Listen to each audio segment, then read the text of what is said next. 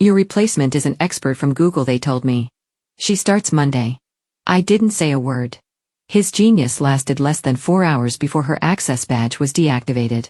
By men in dark suits who weren't on our payroll. The panicked call from the CEO was a surprise to absolutely no one but him.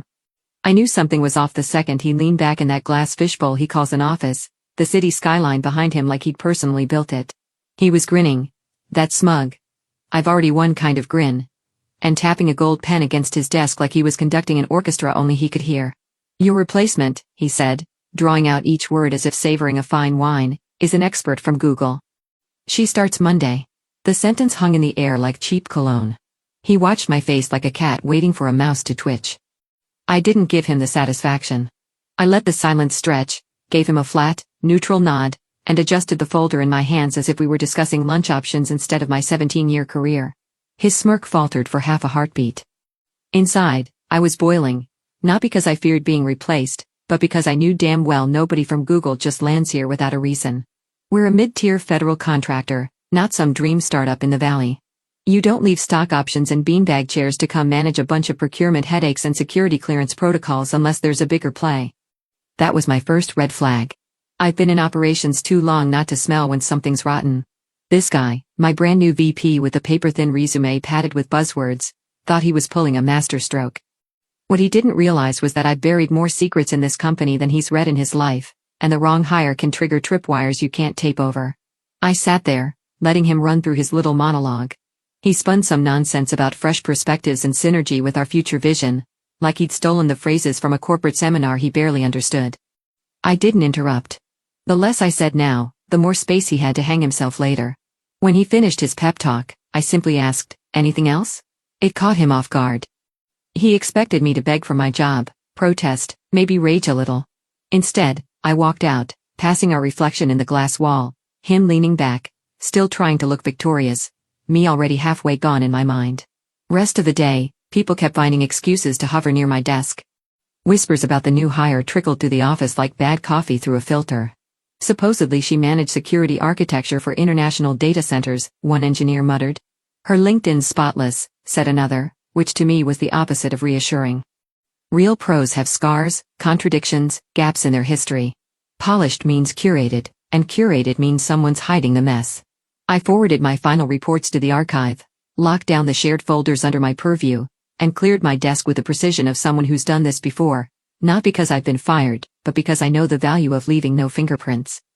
That's when the most important action of the day happened.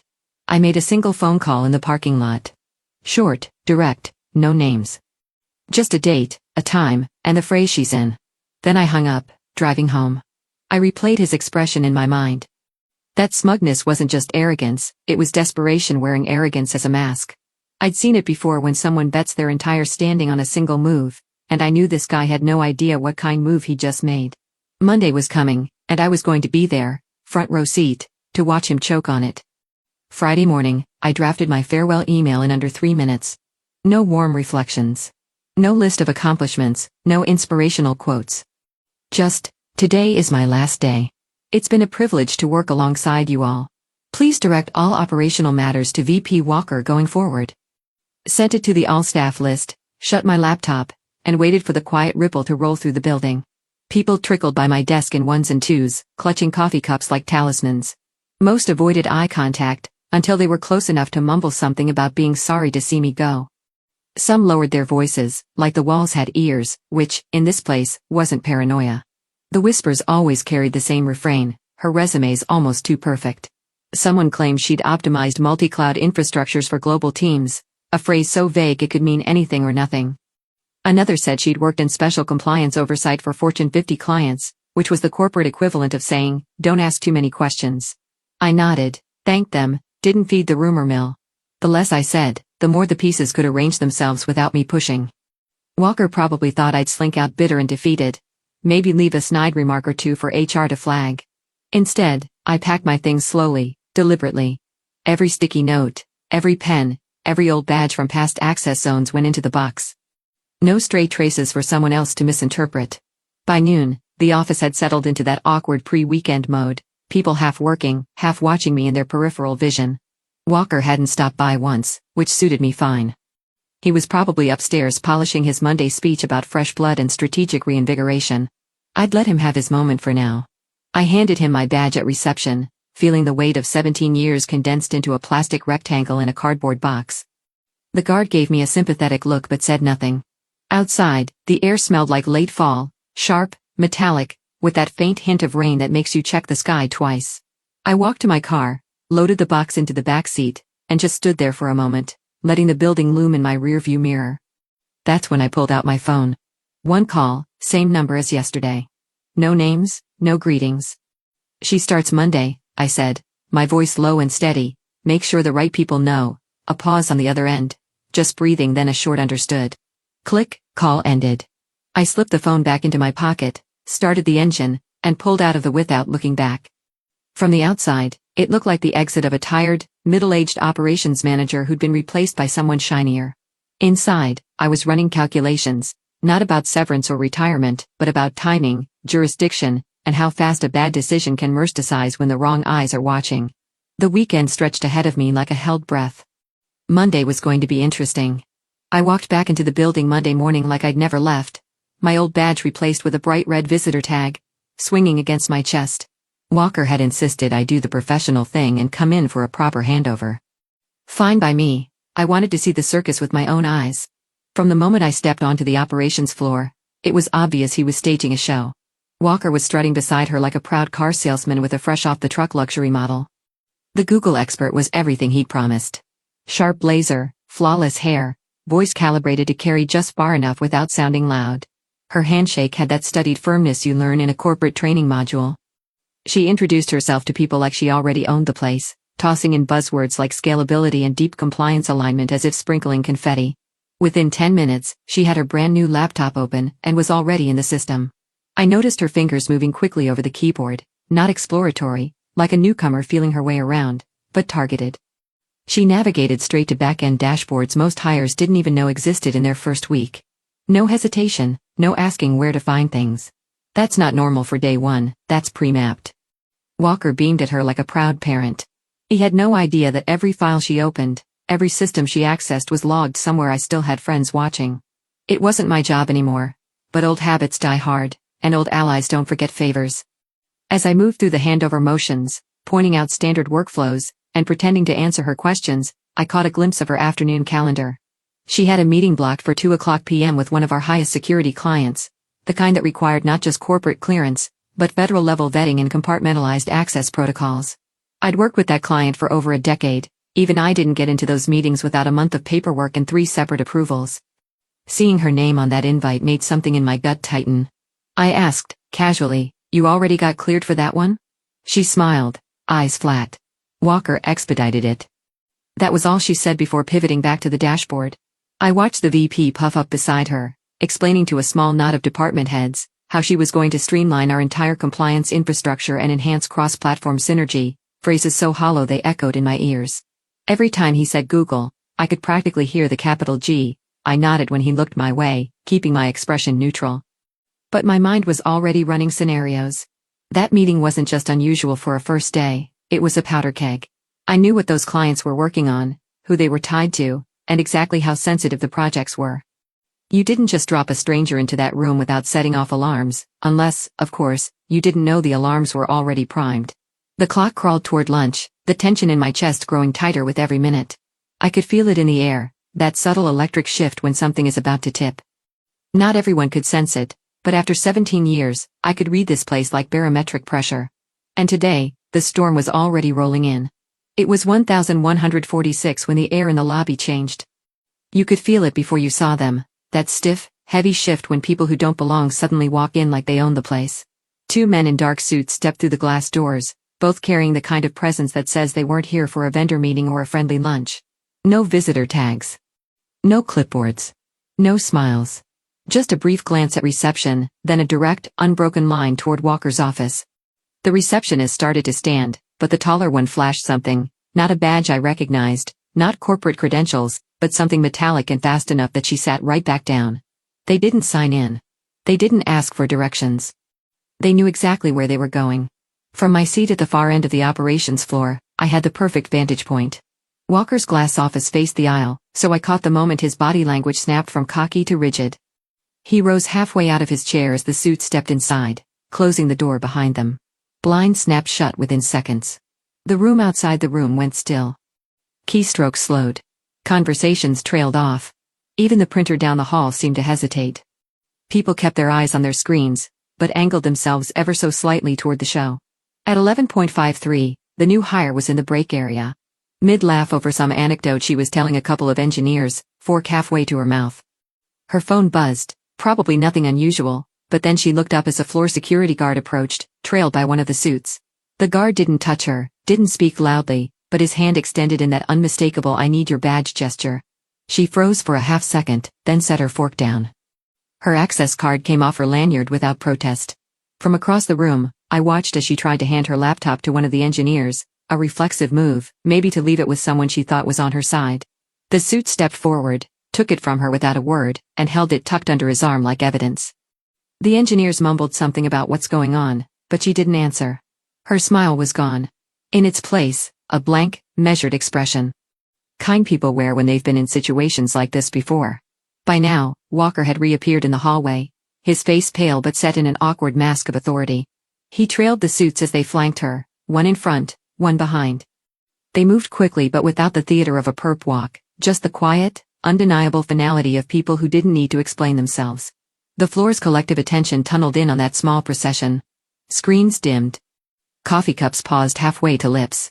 It was one of those moments where everyone pretends not to watch, yet every eye in the room is locked on the scene. They reached the elevator without a single raised voice. She stepped inside, turned to face the closing doors, and for the briefest moment, her gaze swept the floor, not angry, not pleading. Just a flicker of something that looked almost like resignation. Then the doors sealed, and the hum of the office returned in brittle, disjointed fragments. No one said it out loud, but every person in that room knew, whatever just happened, it wasn't a simple HR matter. This was something bigger, something that didn't end at our front doors. They didn't bring her back. The elevator ride down must have been fast, because less than a minute after those doors closed upstairs, the lobby security feed, always muted but running on a wall monitor, caught the moment she stepped out between the two suits. Still no cuffs, no hands on her, but the geometry was unmistakable. One leading, one shadowing her flank, the way you move someone who isn't resisting but absolutely isn't free to go.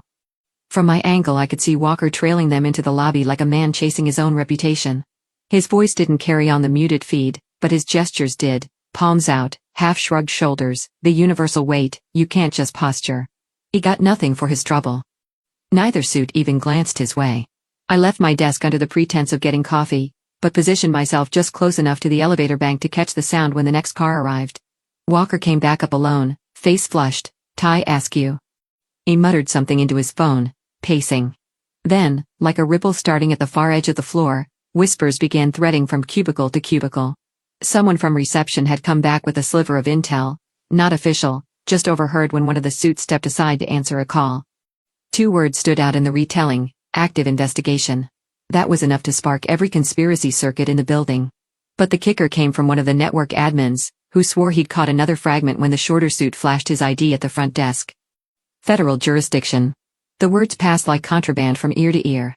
Federal jurisdiction meant this wasn't a corporate audit, and it sure as hell wasn't about her paperwork being lost in onboarding. This was bigger, sharper, and operating on a plane Walker didn't even have a map for. I could feel the whole floor leaning toward the story, desperate for more pieces. People stared harder at their screens, pretending to work while their ears scanned for any clue. Someone joked under their breath about clearing browser histories. Someone else shushed them. Walker reappeared at his office door a few minutes later, barking into his phone. His voice was low but tight, the kind that comes from trying to sound in control when you're already bleeding authority. Every few sentences, he'd stop and listen, then run a hand over his hair like he could press the stress back into his scalp. From my desk, I kept my head down, scrolling through old notes on my tablet like I was reviewing work for the handover. In reality I was watching the rhythms, who Walker called first, who he avoided, how quickly the rumor had morphed from weird first-day glitch to this could sink us. The thing about federal jurisdiction is it doesn't end when someone leaves the building. If they'd come for her here, it was because something she'd done, or was about to do, intersected directly with our systems, our clients, or both. And in our world, that was the kind of intersection that came with consequences you couldn't PR your way out of. By the time lunch officially hit, the floor had split into two camps, those pretending it was none of their business, and those pretending harder. But every single one of them was listening. By the time the cafeteria smells started drifting through the vents, Walker had already launched his damage control tour, merged from his glass office wearing the kind of strained half-smile you see on politicians after a bad headline, and he made the rounds, hitting clusters of employees like a campaigner on the trail. Minor background check discrepancy, he called it. Said it with a dismissive wave. As though two men in dark suits hauling off his star hire was no more serious than a typo on a W-4. He even threw in a little laugh, the kind meant to signal, "See, I'm in on the joke." Nothing to worry about. The performance might have worked on people new enough not to know better. But 17 years in this building taught me the difference between a hiccup and a hemorrhage, and this was the latter. You could hear it in the constant low trill of his desk phone, barely 2 minutes passing between calls, each one sending him scurrying back to his office, closing the door, lowering his voice. By 1.15, word filtered down from someone in contracts. Our biggest government client, the one with the high clearance projects and the most to lose from security contamination, had suspended all work with us effective immediately. Not a pause. Not a slowdown. A full stop pending formal review. Translation: they were freezing us out until someone in a very tall building downtown decided we were clean again, and that was going to take a hell of a lot more than a PR statement. The silence that followed that news was different from the earlier gossip buzz. This one had weight. People suddenly looked busy for real, like they were trying to prove their hands were clean. You could practically feel employees mentally inventorying their work for anything that might look questionable under a microscope. Meanwhile, HR began their own quiet hunt. It started with one of the coordinators showing up in records with that too polite smile, just doing some file housekeeping. She told the clerk, "Need to confirm the onboarding documents for our newest executive hire." But the requests weren't broad, they were surgical.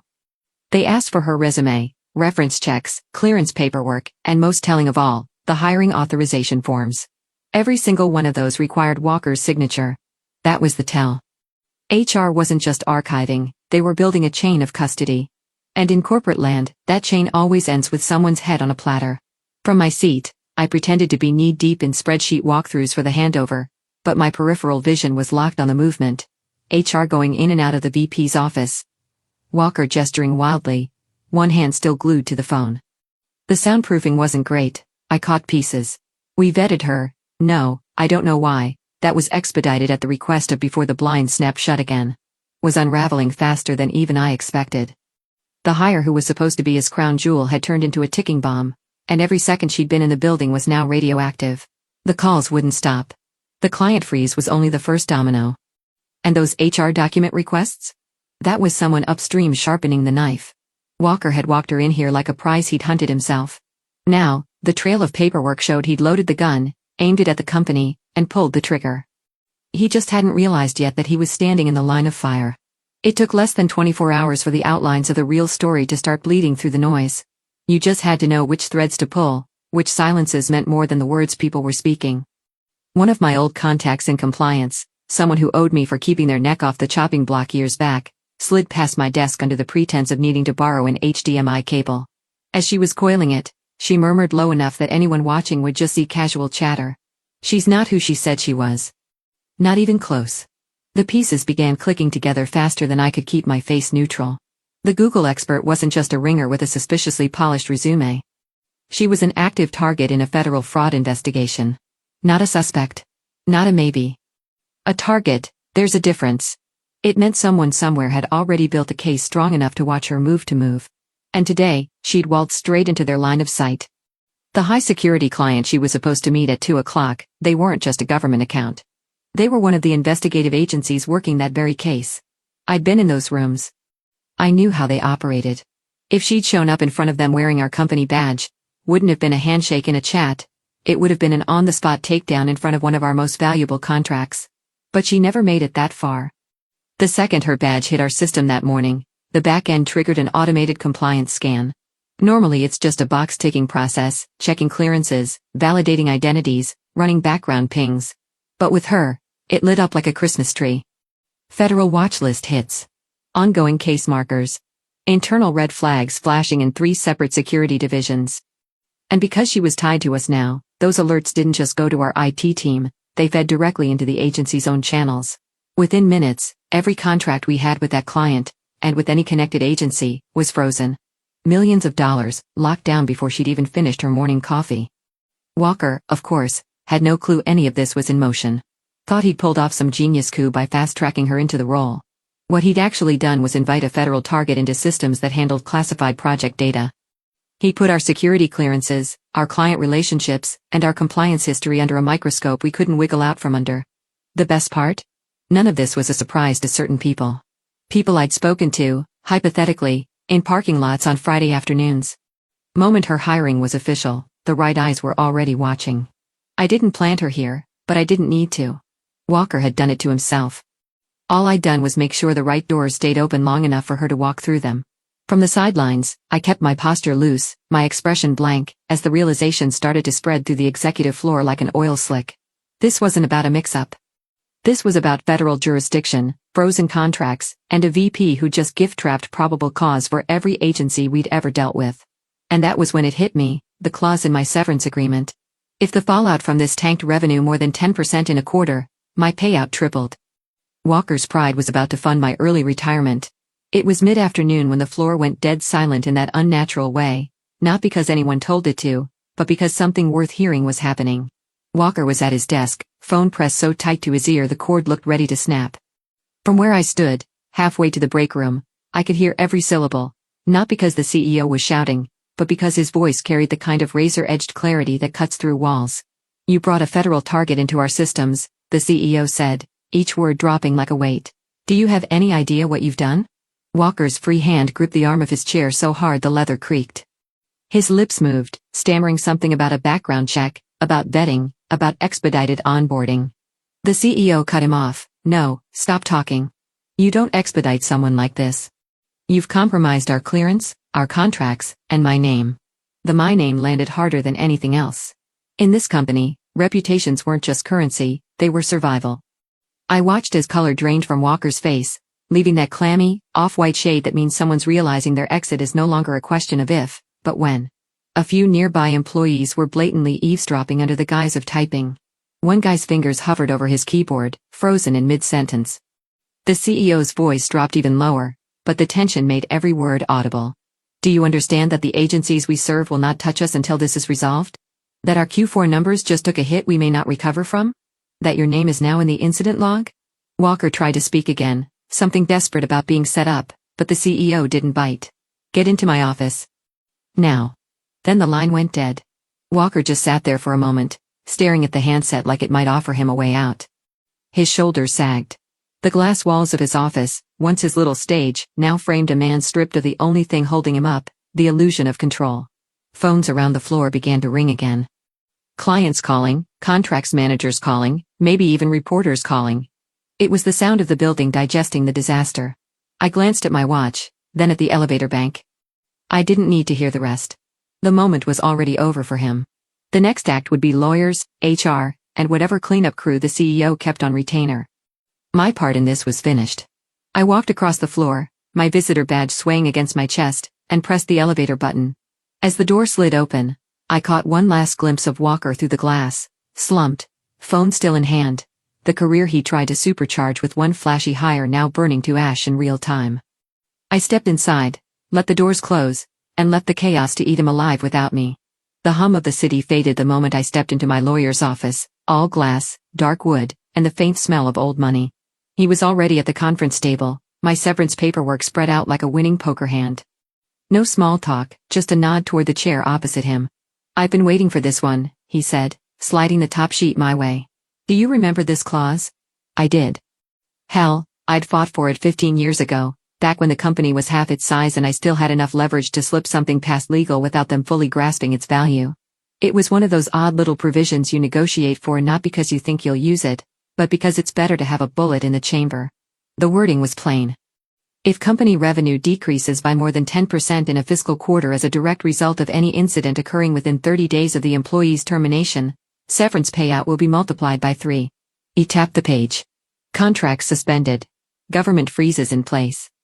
Project delays already stacking up. Based on projections, they'll be down at least 15% by the end of the quarter. He leaned back, smiling the way only someone who enjoys winning other people's wars can smile. "You don't just qualify. You sail past the threshold." I skimmed the supporting documents he'd printed, client freeze notices, internal memos about revenue shortfalls, HR's own notes tying the fallout directly to the hiring fiasco. All roads pointed to Walker's golden hire, and by extension to the decision that replaced me. Irony so thick you could bottle it. My lawyer flipped the last page around to face me, the amended check request.